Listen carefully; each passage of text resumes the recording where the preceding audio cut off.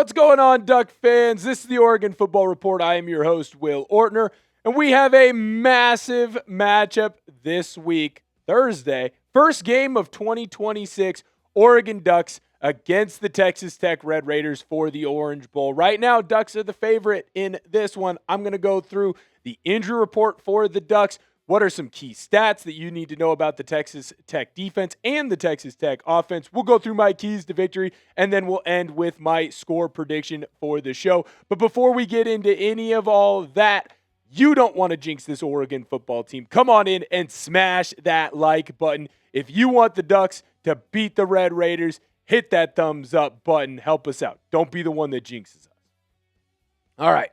So, our key injuries that we are going to look at right now for this Oregon football team early on in this week is Evan Stewart and Jordon Davison. Now, Evan Stewart hasn't played this entire year, and there was some hope that maybe potentially he could come back at the very end, where Jordon Davison had a weird injury where there wasn't a whole lot of information around it, but there was a video, obviously, of him being let off the field with some help from Mekhi Hughes and a trainer against James Madison. We got a report early on from this week's practice. James Crepea, great reporter on the Ducks. He said while he was at the media availability this week at practice, Evan Stewart was not practicing. Jordon Davison was, and he did participate. So as we look at both of these players, we're going to start with Evan Stewart first. Oregon would be getting a great addition here, but you're not really losing anything that you've seen this season if Evan Stewart isn't able to go. Evan Stewart had a fantastic campaign in 2025 as kind of the Robin to Tez Johnson's Batman, but I do think it's important to note, because he hasn't played this entire year, you can only get a net gain in the positive, where you're not going to get a net gain in the negative if he's not able to play, because you've played the whole year without him able to play. You already know what this team can be without Evan Stewart. We don't totally know what the team could be with him. I'm going to keep my fingers crossed that he'll be able to go, but he watched the James Madison game in street clothes, and it does kind of feel like Evan Stewart is a long shot to play against Texas Tech. This might be one of those situations where Evan Stewart might only be able to really play if you get into that national championship game. Now, when we look at Jordon Davison, he has been a fantastic running back this season for the Ducks.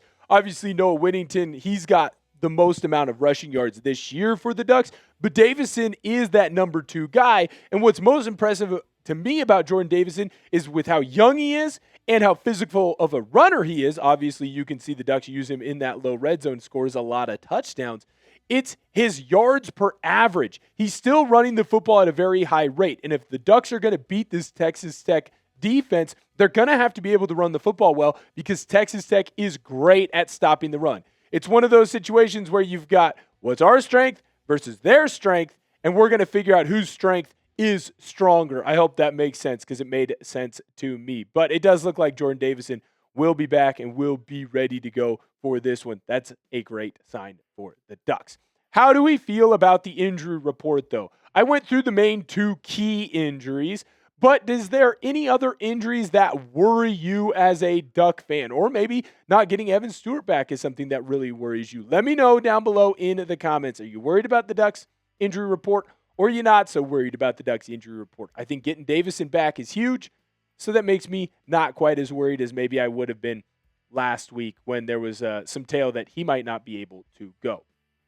Now, let's dive into my keys to victory for this matchup. And it's a short list because I think everyone knows what the deal is and what the Ducks are going to have to do to win this game. And I think everyone knows what the Texas Tech Red Raiders are going to have to do to win this game. And to me, the most important thing for the Oregon Ducks is start fast. We saw what Ohio State did to Oregon last year in the Rose Bowl. They started out fast while the Ducks were kind of knocking off some of the rust, going through some of the motions, trying to get themselves back in position. And by the time the Ducks were ready to play a football game, it was done. Ohio State was up, 21-0 or whatever that number is.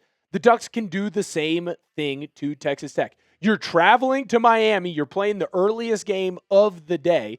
So you got to be able to wake up, be ready to go, be loaded for bear as early as possible. But I think this is also a perfect situation for the Ducks to get out to an early lead against the Texas Tech team before they've really woken up, before they've shaken off the rust, before they've gotten through the cobwebs, right?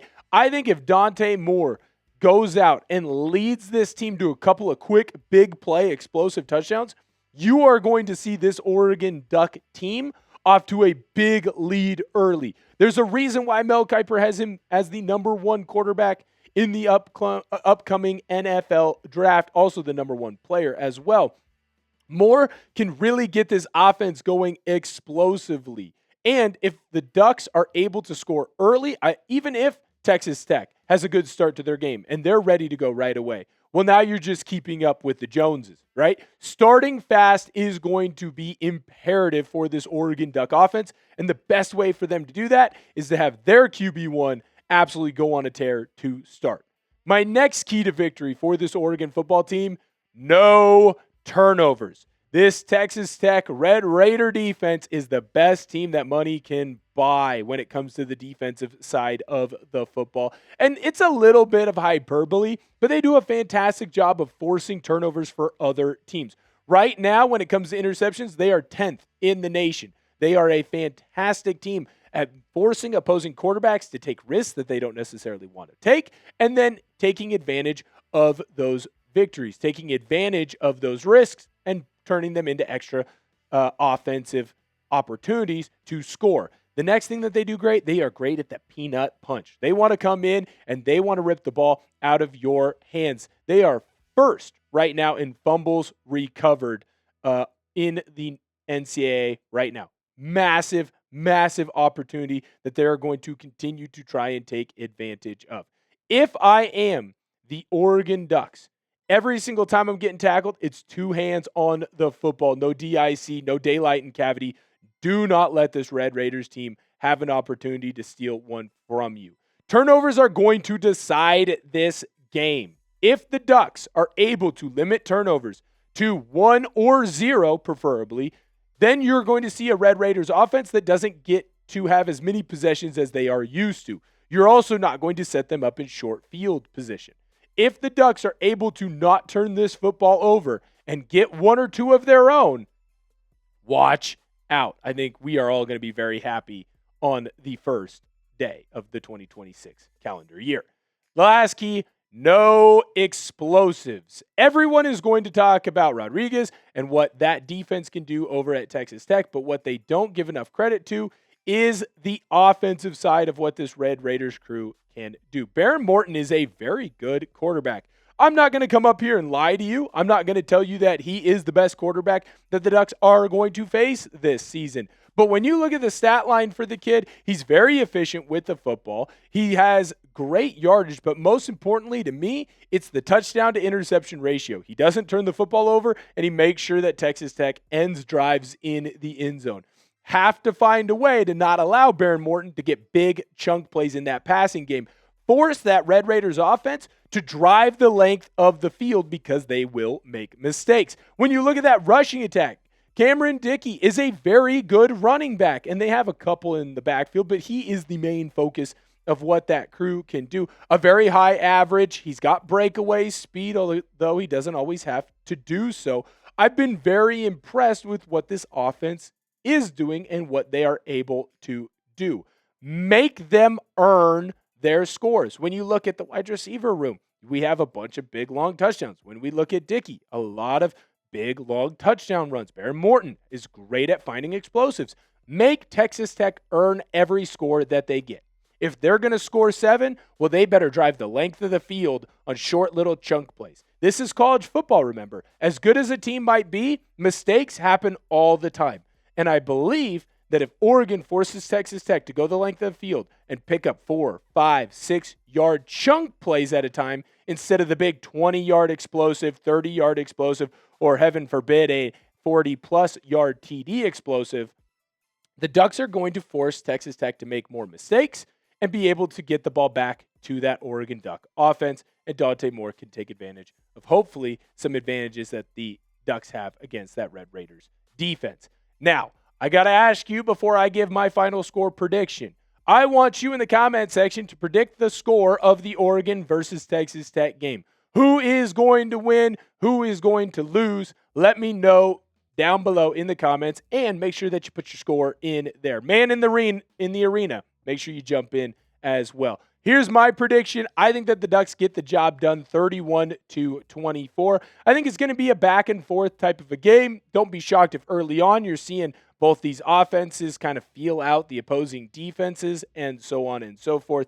But I believe that the Ducks are going to find a way to come away with a victory in what will be the most fun and exciting game of the second round of the CFP. At least that's my bold prediction going into this one. Thank you guys so much for tuning in to the video. Make sure that you give us a like, hit that thumbs up button, and as always, subscribe to the channel. We are rapidly closing in on 2,000 subscribers, so make sure that you hit that sub button. And until next time, Go Ducks.